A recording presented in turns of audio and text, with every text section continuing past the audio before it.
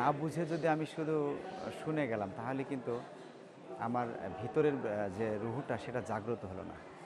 আর সেটা জাগ্রত করতে হলে একজন মুর্শিদ বা একজন কামেল মানুষ দরকার।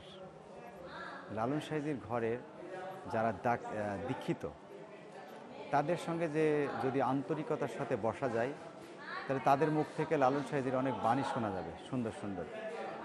কুরআন পাকে যা আল্লাহ পাক বলেছেন লালন সাইজি তার গানের মধ্যে দিয়ে সুন্দর এবং স্পষ্ট ভাষায় তিনি সেইগুলোকে প্রকাশ করে গিয়েছেন। যেমন যেমন তিনি হারাম এবং হালাল সম্পর্কে অনেক বাণী লিখে গেছেন।